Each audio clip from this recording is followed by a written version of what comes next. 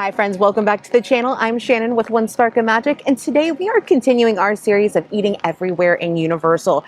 And as you can see, today it's a little bit of a rainy day, so why not go ahead and get some food from underneath the sea. Today we are at the newest park here at Universal, Epic Universe, and we are going to be eating at the Atlantic. Now the Atlantic is located here in Celestial Park and is a sit-down restaurant serving up some scrumptious looking seafood. Now the Atlantic is known for more of its seafood dishes, but it does have a couple of other dishes there too, of land animals and vegetarian as well, so it's got a little bit of something for everybody. But this place looks absolutely gorgeous, and one of the things I'm really excited about is I have not eaten here yet, ever. This will be my first time, first impression, and I haven't even been inside of the restaurant yet. Everything I've seen from in there is gorgeous, so we're gonna swim our way over there through this rain and go to our dinner reservation.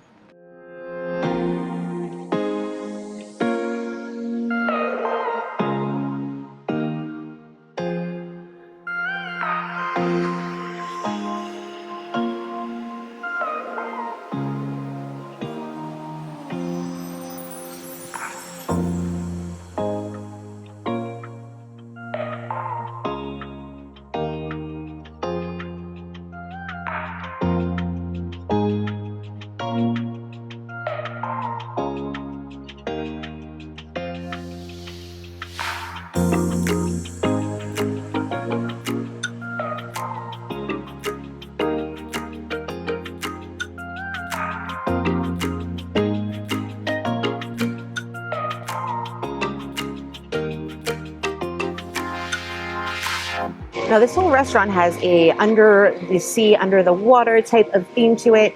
It's so immersive that even when you're walking up to the restaurant, the concrete walls that are out there even have like fish scales on them. That's how immersive that they made this. And one of the things I love is over here by the fountains, if you're looking at the Atlantic from there, it really looks like the water is just going straight into the restaurant. It's beautiful and gorgeous. And so it's a little cloudy out right now, obviously, but usually when it's bright and sunny out here, I mean, it just reflects off those windows and off that water, and it just makes it look even more pretty. I can't wait to show you this at nighttime too. It's absolutely gorgeous, but we're just waiting for our reservations, and then we will be on our way to go eat some more scrumptious food. If you do get a chance to walk around these gardens here, please do. One, the flowers smell absolutely amazing, and it is just really pretty and gorgeous, and not a lot of people are on this walkway, and that's kind of nice.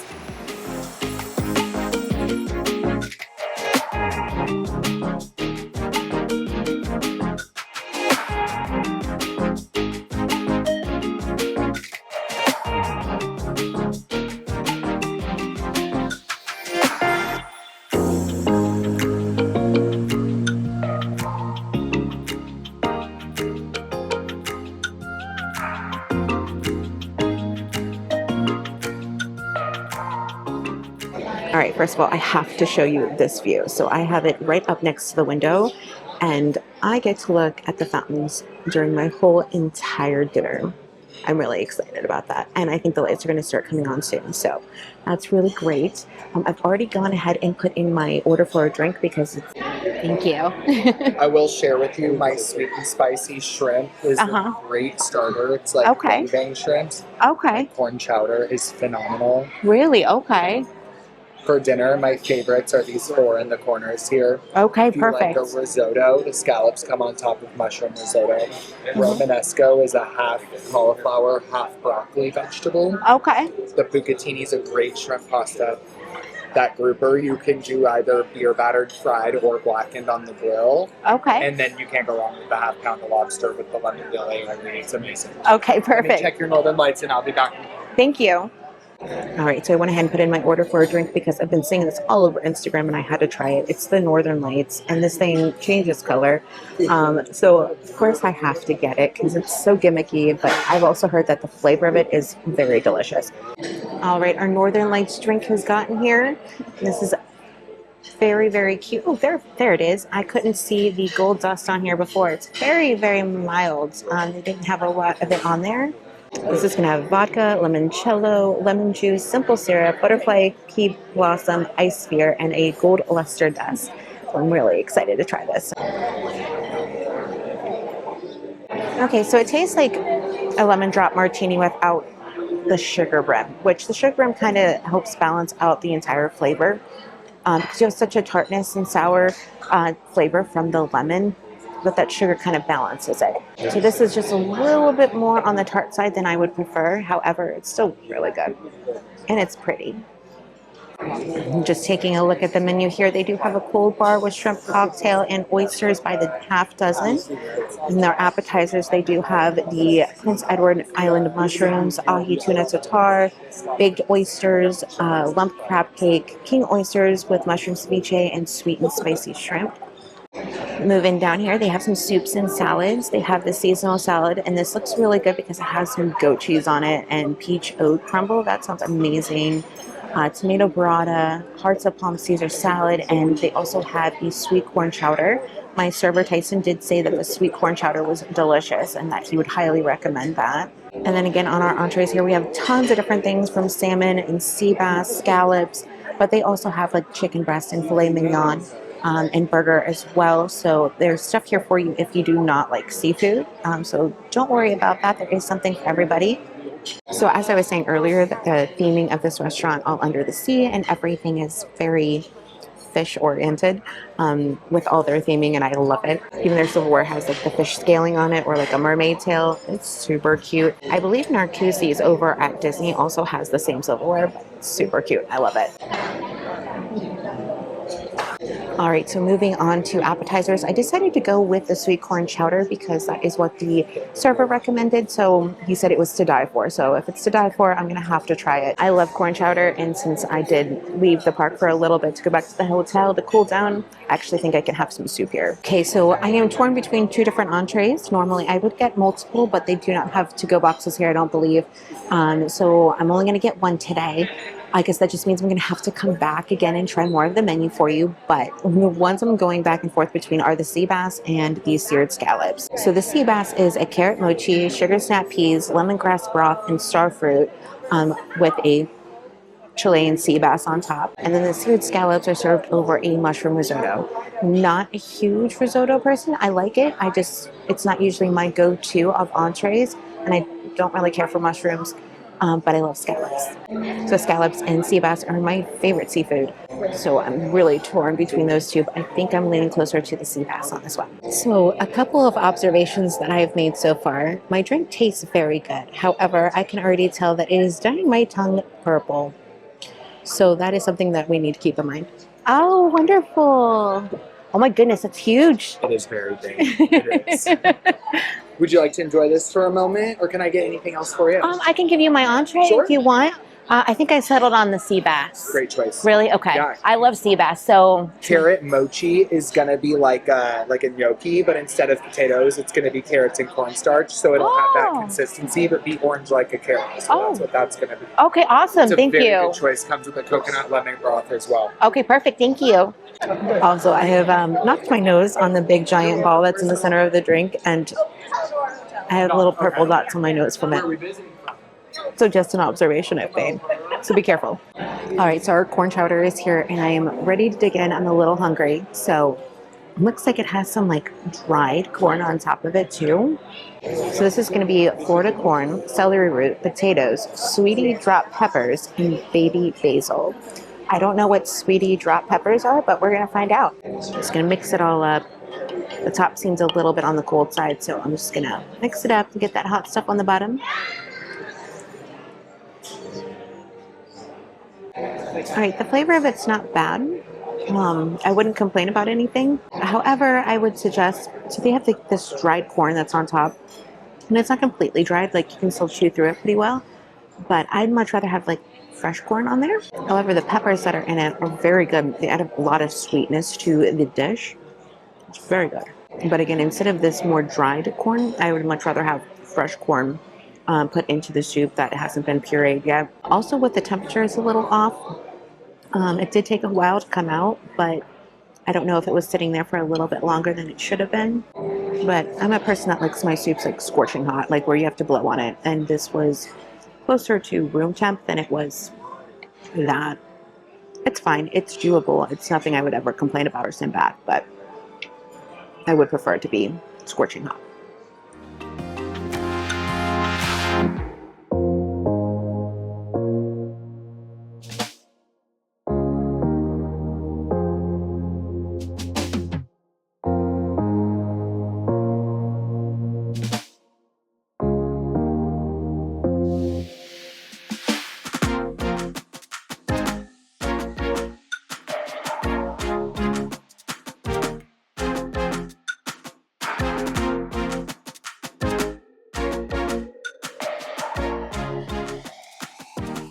All right, our entree has gotten here and I'm really excited to try this. We also have this carrot mochi that's in there, and the server did explain to me that it's kind of like a gnocchi. It's going to have that kind of consistency, but instead of potatoes, it's going to be carrots. So I'm going to try that first.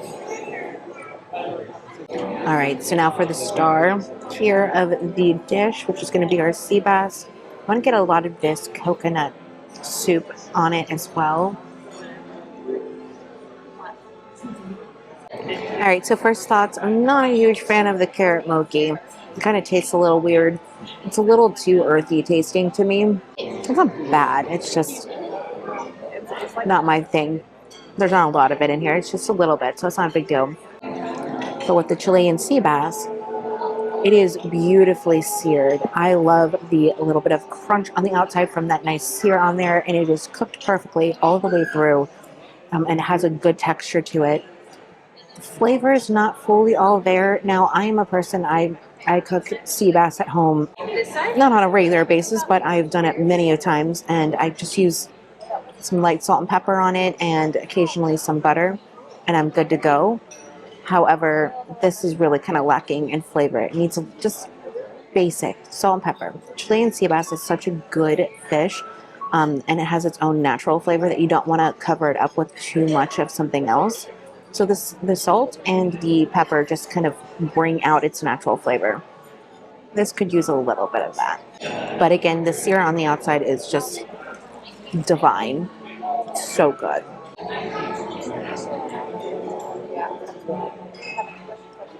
Now they did pour this coconut sauce over top of the sea bass, which was really nice. First, it didn't really have a lot of flavor, but the more it's sitting in the ingredients, it comes out to have a little bit more, especially with it sitting in that sea bass. And it does taste like it's like a coconut milk base. Very soft, very light, but very creamy at the same time. My name's Tyson. The starfish and the snap peas don't really have a lot of flavor to them.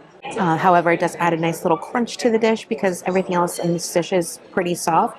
So it's nice to have that little bit of crunch to give it the overall texture that you want from your dish. I'll tell you quickly, my pulpo cheesecake, all of these ingredients are deconstructed on the plate, so they're all set up separately from each other. Okay. My panna cotta is a coconut-based pudding with the Malibu rum-soaked pineapples on the top with the coconut meringue. Okay. My caviar is in a salmon egg tin with a chocolate cake, a hazelnut mousse, and then passion fruit bobas on top that look like caviars. Oh, okay. And my snickerdoodle loop is the Biscoff cookie sand with the gummy sharks, the pale. Okay, yeah, I've seen that everywhere. Yep, it's a very good cake. Okay, perfect. All right, so I just finished up dinner at the Atlantic, and first and foremost, that restaurant is absolutely gorgeous. I think it's just gorgeous from the inside, outside, everything.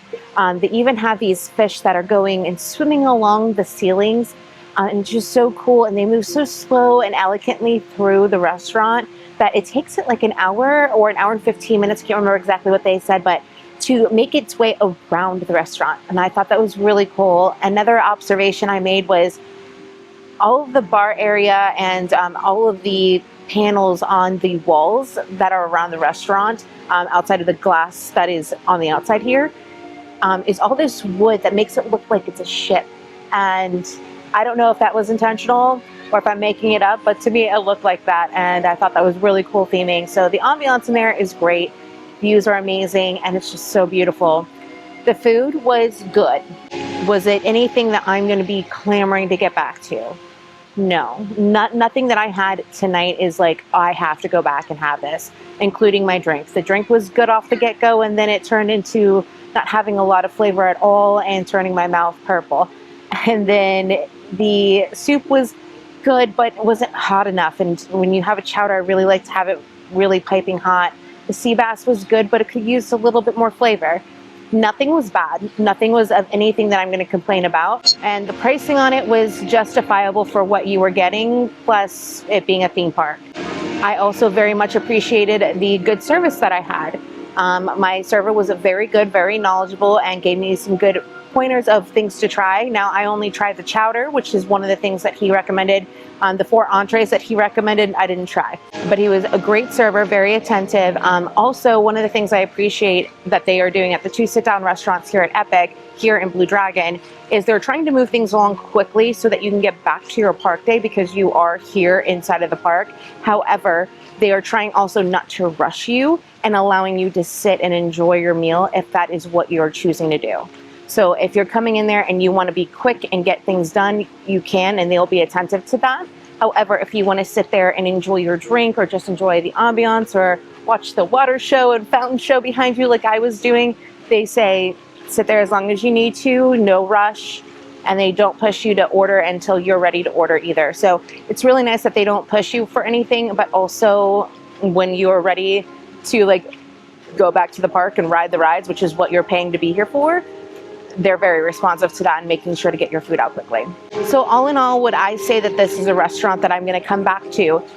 Yes, I am, because I want to try more of what is on there. There's a lot of good sounding dishes that I want to try, including the appetizers and the entrees themselves. I didn't try any of the desserts just because I was so full. I would definitely like to go back and try some of these dishes. However, I say that with the caveat of saying nothing I had today is something I'm going to be having again. I guess I'm just going to have to come back and do more reviews for you. I wasn't overwhelmed by anything. I wasn't underwhelmed by anything. I was just pretty much just whelmed. I'm really glad that you guys are watching this Eating Everywhere in Universal series with me. I'm really excited to bring it to you, and make sure you like and subscribe so you can get notifications of my next video coming out. I also do videos on all of Universal and all of Disney and even SeaWorld, so make sure you hit that subscribe button so that you can be notified every time I upload a new video. But until next time, I'm Shannon with One Spark of Magic, and I'm wishing you the most magical of days. Toodaloo.